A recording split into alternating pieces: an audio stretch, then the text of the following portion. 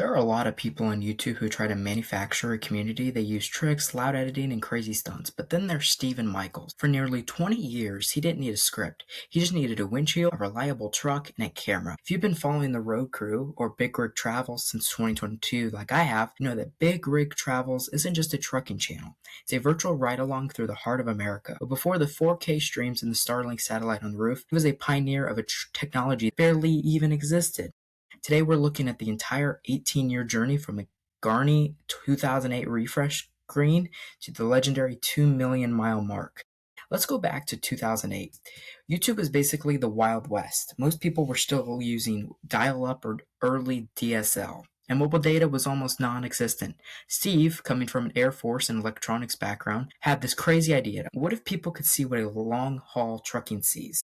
It started on a site called BigRigTravels.com. Back then, it wasn't even a video. It was a 320 by 320 pixel image that refreshed every 5 minutes. Steve actually had to manually update his GPS coordinates in the map.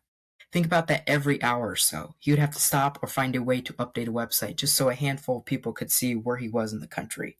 Eventually, he figured out a way to stream live video, but the tech was so limited that only 10 viewers could watch at a time. It was the most exclusive club on the internet, but those 10 people became the foundation of the Road Crew. They saw the potential of slow TV before the world even had a name for it. As we moved into the 2010s, technology finally caught up to Steve's vision.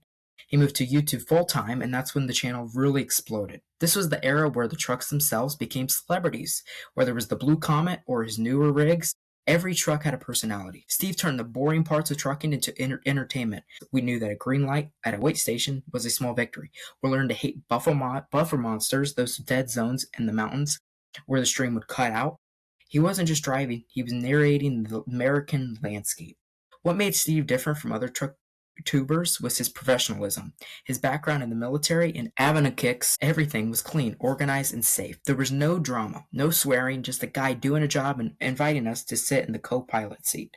By this point, the Road Crew wasn't just 10 people, it was thousands of people tuning in every single day. Steve reached a level of consistency that is almost unheard of on YouTube. Day in, day out, the camera was on. But 20 years on the road takes a toll. Around 2025, the conversation started shifting towards retirement. Not retirement from the fans, but retirement from the commercial grind. That brings us to April 11th, 2026. This was a massive day for the community after over 2 million safe miles, an incredible milestone that most drivers never reach. Steven Michaels did his last run as a commercial driver. The final trip from Illinois to Indiana wasn't just a delivery, it was a victory lap. It was emotional for the Road Crew because for many of us, Steve has been a daily presence in our lives for years. He didn't just drive a truck, he provided a sense of peace in a world that feels increasingly chaotic and fast-paced. Watching a truck roll down a highway at 65 miles an hour while Steve talked about the weather or his next cup of coffee was a form of therapy for a lot of people. So where's the channel now? Even though the commercial driving has stopped, the Road Crew is still here. Steve has built something that transcends trucking. He proved that if you're constant and genuinely care about your audience, you can build a community that lasts for decades. He took the loneliest job in the world and turned it into a global hangout spot. Even Michaels didn't just deliver freight, he delivered a piece of the world to people who might never get to see him in person. Whether he's driving a smaller rig now or just enjoying the view from a different seat, the legacy of BigRigTravels is set in stone. Thank you for watching this journey. Keep those wheels turning, and I'll see you on the next one.